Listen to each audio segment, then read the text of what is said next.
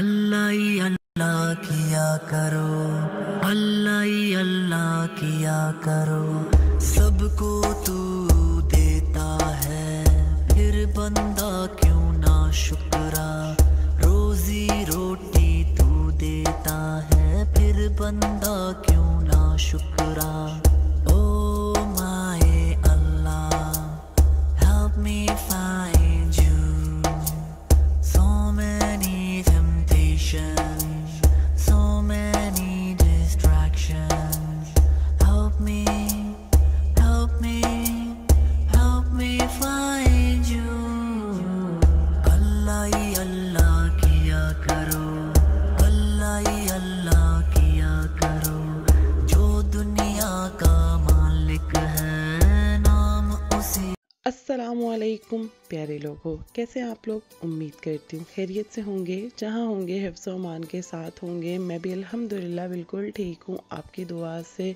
सुबह सहरी में अच्छी खासी बारिश हो रही थी और अब अच्छी खासी धूप निकली हुई है। आज हमारी सहरी में आँख इतनी लेट खुली ना कि बस अजान होने में 5 मिनट रह गए थे, तो बस जल्दी जल्दी में सहरी की हम लोगों ने। जिसके हाथ जो लगा उसने खाया और अल्हम्दुलिल्लाह कह के रोज़ा रख लिया था। मैं खैर जी रोज़े नहीं रख रही हूँ, मैंने स्टार्ट का पहला रोज़ा ही रखा था और उसके बाद फिर मुझे पता चल गया था कि रोज़ा रखना मेरे लिए कितना ज़्यादा मुश्किल है अभी फ़िलहाल, इसीलिए मैं रोज़ा नहीं रख रही। मुझे वैसे डॉक्टर की तरफ से अलाउ भी नहीं था, उन्होंने मुझे मना किया था कि आपको डिहाइड्रेशन हो जाएगी, आपने बहुत ज़्यादा पानी का यूज़ करना है, तो आप अभी रोज़े नहीं रख सकती हैं, आप फ़िदिया अदा कर दें। आप इंशाल्लाह जब ठीक हो जाएंगी तो फिर अपने रोज़े मुकम्मल कर लीजिएगा। लेकिन मैंने फ़र्ते जज्बात में आके पहला रोज़ा रख लिया, लेकिन उसके बाद तबीयत जो है वो काफ़ी ज़्यादा ख़राब हो गई थी, इसलिए फिर मेरा कल का व्लॉग भी नहीं आया। सेकंड अफ्तारी में आप लोगों को नहीं दिखा सकी कि हम लोगों ने सेकंड अफ्तारी में क्या खाया था। खैर जी, आप लोग मेरे कंबल के कवर के ऊपर मुझे बहुत बातें करते हो कि कवर बिल्कुल प्यारा नहीं है। अक्सर तो हंसती हैं कंबल के ऊपर कवर ही क्यों चढ़ाया हुआ है, तो भाई मेरा कंबल ना पतला है तो मैंने वेलवेट का कवर उस पर चढ़ा दिया था। खुद मैं मार्केट नहीं गई थी, मैंने भाभी को भेजा था और भाभी की चॉइस ये थी, उन्होंने मुझे ये ला दिया। ज़रूरत का नाम शुक्रिया समझकर मैंने यही चढ़ा लिया। अब इसके 2 फ़ायदे हुए, एक तो ये कि मेरा कंबल गर्म हो गया, दूसरा ये था कि ज़रा कंबल जो है ना वो गंदा होने से बच गया। इसका कलर लाइट पिंक है तो बहुत ज़्यादा जल्दी गंदा लगना स्टार्ट हो जाता है, इससे फिर ये हुआ कि गंदा भी नहीं हुआ और मुझे इस बार सर्दियों में इसे फिर नहीं धोना पड़ा, वरना ये हो जाता है कि सर्दियों में मुझे इसे दूसरी बार भी धोना पड़ता है। इस बार इसे धोकर रखूंगी ना, फिर नहीं लूंगी, फिर आप लोगों को शिकायत का मौका नहीं दूंगी, इसके ऊपर कोई कवर नहीं चढ़ाऊंगी। तो खैर जी, बेडशीट का कलर बता दीजिएगा ये आपको कैसा लगा। भाई कवर का कलर तो अच्छा नहीं लगा, लेकिन बेडशीट का कलर जरूर बताइएगा ये आप लोगों को कैसा लगा है। अब 2 मेरे शौक है, बेडशीट्स और क्रॉकरी। मेरा बस सोना तो मैं तो ढेर सारी क्रॉकरी लूँ, ढेर सारी बेडशीट्स लूँ। अब इसका कलर बताइएगा आप लोग। रुबीना मशीन को ठीक करने के 2 महीने के बाद इफ्तिताह हो रहा है उसका, और उधड़ी हुई लैस में ठीक करी, वो भी सना की शर्ट की। इतनी सुस्त हो ना, इतनी सुस्त हो ना तुम। 2 महीने हो गए से मुझे कमीज भेजी, मैं आज सी रही हूँ उसको। इतनी सुस्त हो कि 2 महीने बाद तुम किसी की कमीज सी रही। भाई मुझे कोई मशीन उठा कर रख कर देता है, मुझे खुद ही उठानी पड़ रही थी आज। चलो किस चीज के 100 रुपया दूं भाई, उसने तो मेरे से जबरदस्ती ली है।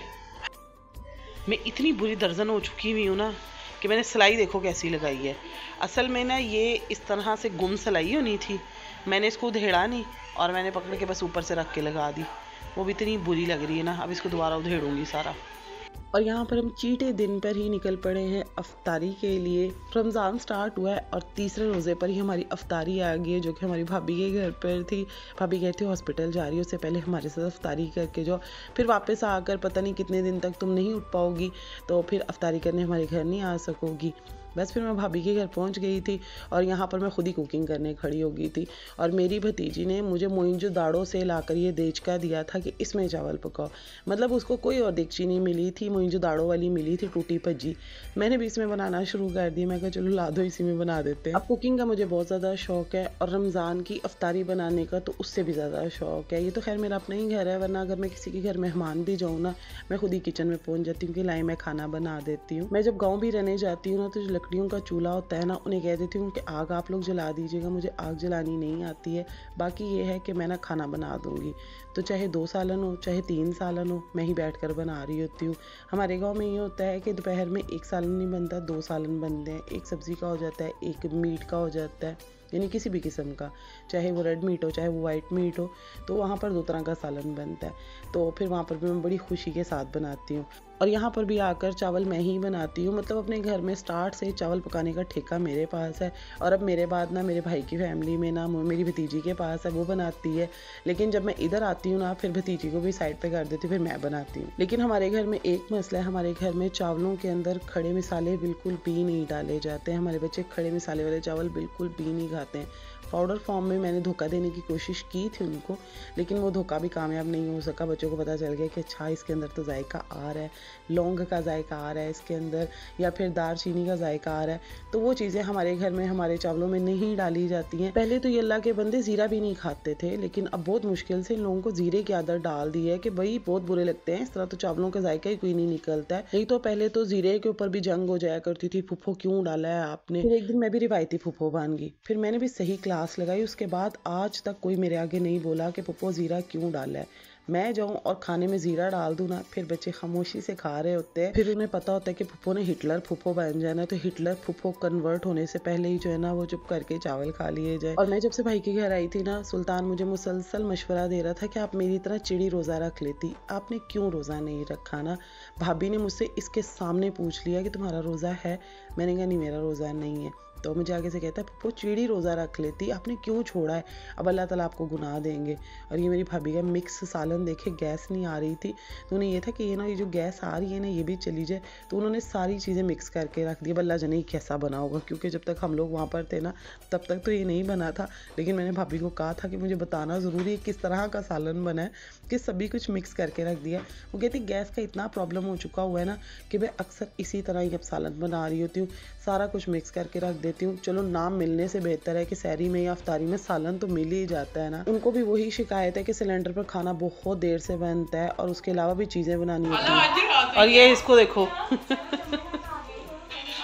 अंडे रख के पहले बैठा हुआ एडवांस में अपने लिए। रात का इजहार करो, आज आपको आज मुझे बहुत मजा आने वाला है, क्योंकि मैं बैठ के खाऊंगी। मैंने सोचा था मैं डाइटिंग कर लूंगी, एंड टाइम मुझे दौड़े लगती है ना, उससे जान छुट्टी, बैठ के खाऊंगी, बर्तन भी नहीं धोने पड़ेंगे और चली जाऊंगी अपने घर। आज निगत होगी, आज निगत होगी। आज भाई अम्मी भी नई होकर बैठी हुई। अम्मी ने माशाल्लाह से आज नया सूट पहना हुआ है, बिल्कुल ब्रांड न्यू। अम्मी आज बैठी हुई है इधर हमारे, ब्रांड न्यू दुपट्टा पता। सुबह के लिए सूट प्रेस कर लिए ये रुबीना का है और मैंने ब्लैक ही पहन के जाना था। अब ब्लैक के पीछे कोई वहमात या तोहमात नहीं है कि मैंने ब्लैक क्यों पहनना था। ब्लैक पे असल में सिलवटें भी कम नज़र आती हैं, और ये है कि हॉस्पिटल में ना जो कपड़े होते हैं ना मुझे ऐसे लगता है जल्दी जल्दी गंदे हो जाते हैं, तो ब्लैक ज़रा ये है कि गंदे भी जल्दी नज़र नहीं आते हैं। और रुबीना शिमला मिर्चें बनाने के लिए बैठ गई है। अभी तक रुबीना की जुराबें ही नहीं उतरी हैं, सर्दी लगती रहती है रुबीना को। मैं सब सुबह की तैयारी करूँगी। अब तो चलें जी, इसके बाद मैं कोई वीडियो शूट नहीं कर सकी। बैग तो मेरा खैर पहले से ही पैक था, अपने जितने भी डॉक्यूमेंट्स थे हॉस्पिटल ले जाने वाले, अरे PhD वाले पेपर जो थे वो मैंने निकाल रही थी, तो आगे मैंने कोई क्लिप शूट नहीं किया। कुछ थकावट भी हो गई थी क्योंकि मुझे काम करने की ज़्यादा आदत नहीं रही, नाजुक हो गई हुई हूँ ना बहुत ज़्यादा, तो थकावट भी हो गई थी। फिर आगे और कोई भी क्लिप शूट नहीं किया था, बस सो गई थी। तो बस अपनी दुआ में याद रखिएगा, हॉस्पिटल जाऊँ खैरियत से जाऊँ और साथ खैरियत के वापस भी आऊँ, मेरी सर्जरी कामयाब हो जाए। फिलहाल तो खैर अभी टेस्ट जाकर चेक होंगे, देखें अब डॉक्टर क्या कहते हैं। भाई अल्लाह करे इस बार सर्जरी हो जाए, क्योंकि बार बार चक्कर लगाना फिर मुझसे स्टंट भी बर्दाश्त नहीं हो रहा है। तो जो होना है बस हो जाए, मुकम्मल हो जाए। तो मिलती हूँ आप लोगों से नेक्स्ट वीडियो में। अपना बहुत सा ख्याल रखिएगा, मुझे भी दुआ में याद रखिएगा। अल्लाह हाफिज़।